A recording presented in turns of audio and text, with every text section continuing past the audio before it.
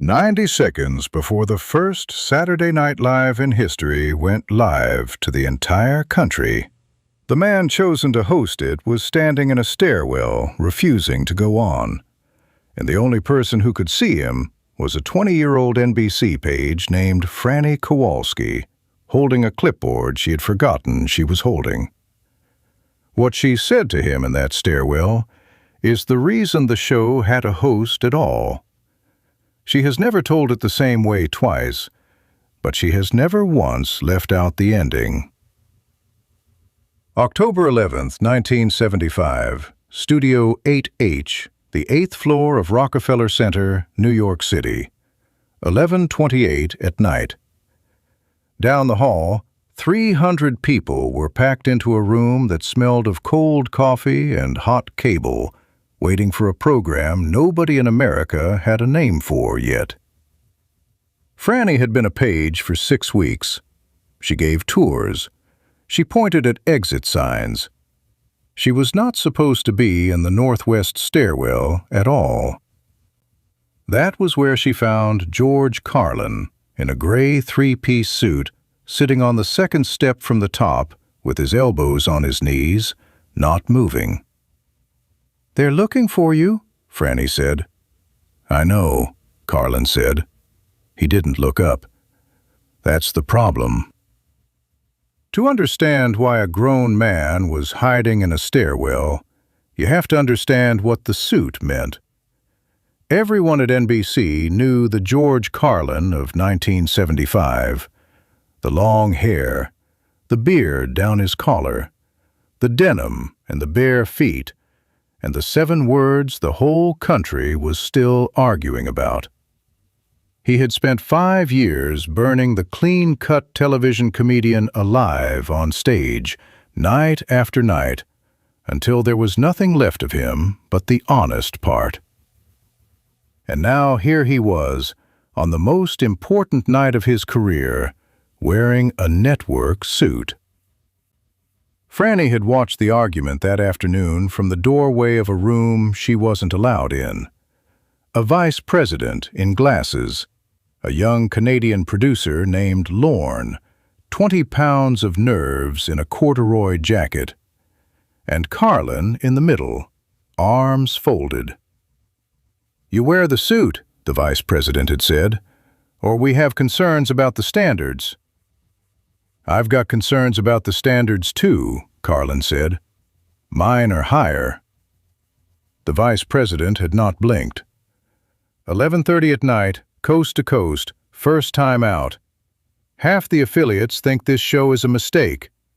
You give them one reason to pull it, and there's no second week. So, the suit. For a long moment, nobody in the room breathed. Franny remembered thinking the whole strange new show was balanced on the answer, and that the answer was going to be no. But he had put the suit on. That was the part Franny couldn't square. He'd fought them on every word, and then he'd put the jacket on over a plain T-shirt, a compromise nobody had asked for, half surrender and half message.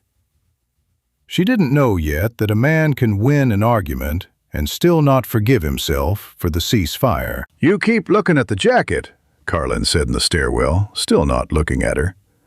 "Sorry." "Don't be. It's a good jacket. It's a coward's jacket, but it's a good one." Franny should have run for a producer. She knew that. Every rule she'd learned in 6 weeks said, get someone important. Get them now. Instead, she sat down on the cold step, one below him, because he looked exactly like her father had looked the morning of a job interview he was sure he'd fail. "Can I tell you something dumb?" she said. Carlin finally turned his head. "Please. I've had nothing but smart all day." So she told him. She told him she'd grown up in Hamtramck, outside Detroit, in a house where the television was the nicest thing they owned. She told him her mother cleaned other people's offices at night and used to bring home the good pens. She told him that the first time she'd ever seen her mother laugh, really laugh, head back, forgetting the day, was at a comedian on that television. "Not you," Franny admitted. "It was Jackie Gleason. But same idea." Carlin let out something that was almost a laugh. "Gleason, sure. Break my heart." "My point," Franny said, "is I don't know what's out there. I've never been on that side of the curtain. But my mother is watching tonight, in Hamtramck, on the nicest thing we own. And she doesn't care what jacket you have on." Carlin was quiet. "She just wants to laugh like that again," Franny said. "That's the whole thing. It's the only thing. Everything else up here is just people in suits deciding who's allowed." Down the hall, a man was counting. Franny could hear it faintly through the fire door, the way you hear weather. 60 seconds. A voice saying, "Places, places." Carlin didn't move. "You know what I keep thinking?" he said. "I spent 5 years learning how to stop lying on a stage. Took me 40 years and a couple of arrests to figure out how to just be the guy I actually am. And they hand me the biggest stage there's ever been, and the first thing I do," he pulled at the lapel, "is put the old guy's costume back on." "So take it off," Franny said. "It's on live television in 1 minute. I can't do a striptease." "I don't mean the jacket." She surprised herself. Her voice came out steadier than she felt. "I mean, you're up there for 11 minutes tonight, right? Stand up. Just you and them. Nobody wrote it but you." She swallowed. "So don't do the safe 11 minutes. Do the real ones. The jacket doesn't matter if the words are yours." That's when it happened. Carlin looked at her the way you look at someone who has just handed you back something you dropped without noticing. A long second. Then 2. "How old are you?" he said. 20. 20. He stood up and his knees cracked, and he almost smiled. "You just gave a better note than the network gave me all week. And they're paying them."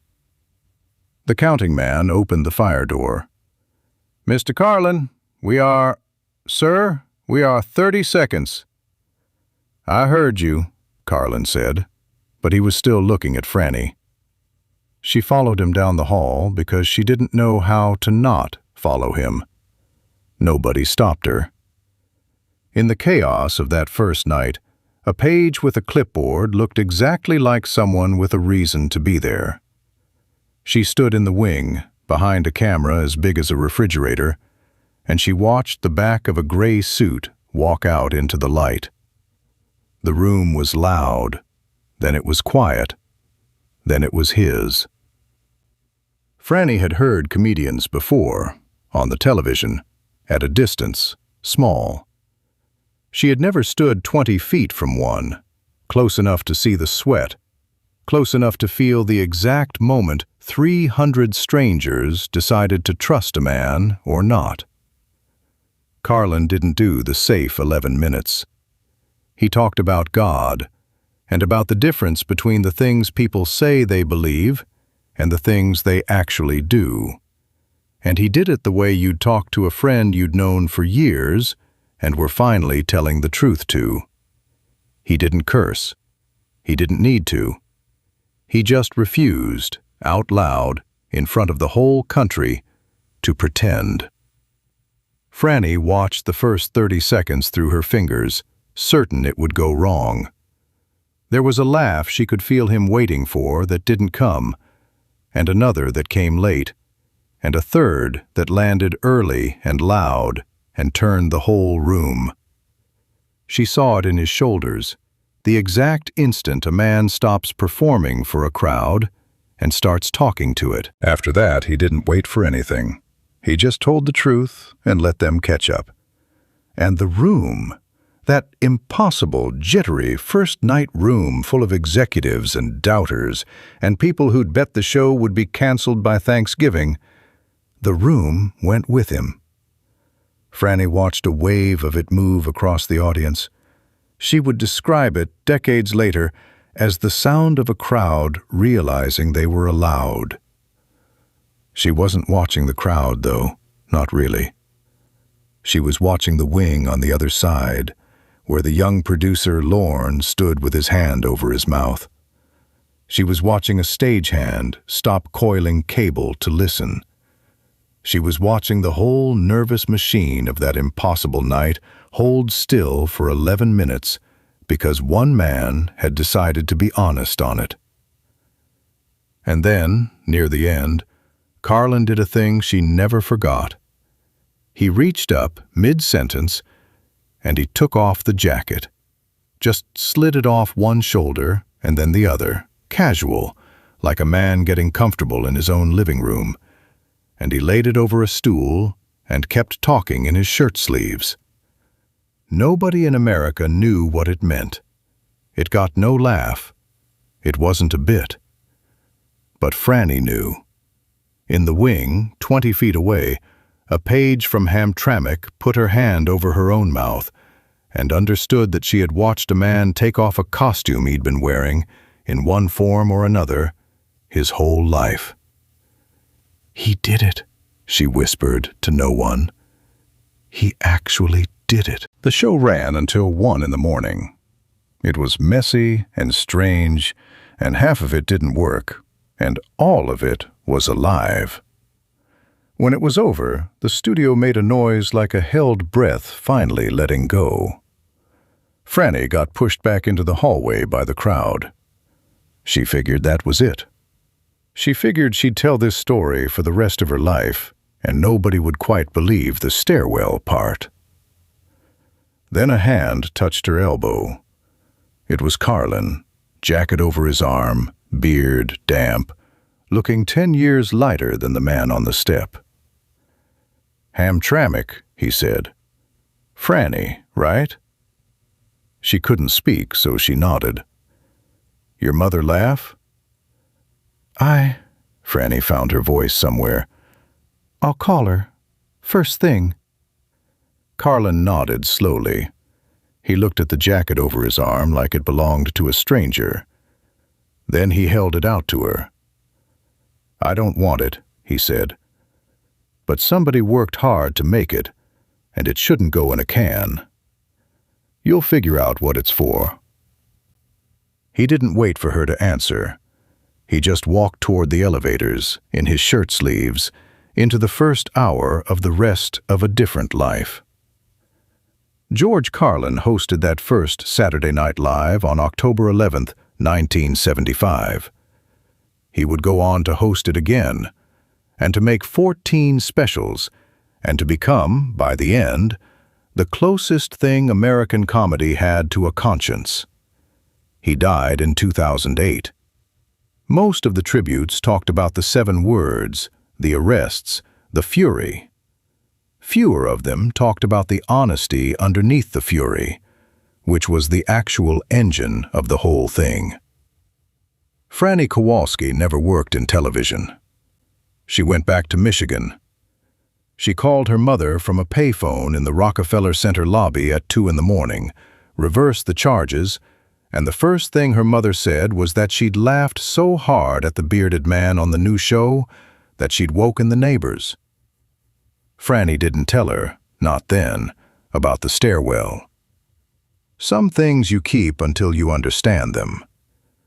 She became a high school English teacher in a town outside Detroit and taught for 31 years. And for 31 years there was a gray 3-piece suit jacket hanging on the back of her classroom door. The students always asked about it. She always told them the same thing, and she always told it a little differently, except for the ending. She'd say, "A man gave me that the night he stopped pretending." And then she'd tell them the part that mattered, the part she'd figured out slowly, over decades, grading papers under it. He didn't take the jacket off because it was ugly. She'd tell a room of 16-year-olds who mostly didn't know who George Carlin was. He took it off because he finally believed he didn't need it. That's a different thing. You can spend your whole life in a jacket somebody handed you and never once notice you're allowed to put it down. When Franny retired in 2011, the jacket came home with her. It hangs, to this day, in a closet in a small house outside Detroit, next to a good pen her mother once brought back from somebody else's office. She kept them both for the same reason. Two ordinary things from two people who worked in the dark so that other people could laugh in the light. And one 20-year-old in a stairwell who, for 90 seconds on the most important night in comedy, held the door. If this story stayed with you, take a moment to subscribe and leave a like. It helps keep these forgotten moments alive. And tell us in the comments, have you ever kept an ordinary object, a jacket, a note, a pen, because of the one extraordinary moment behind it?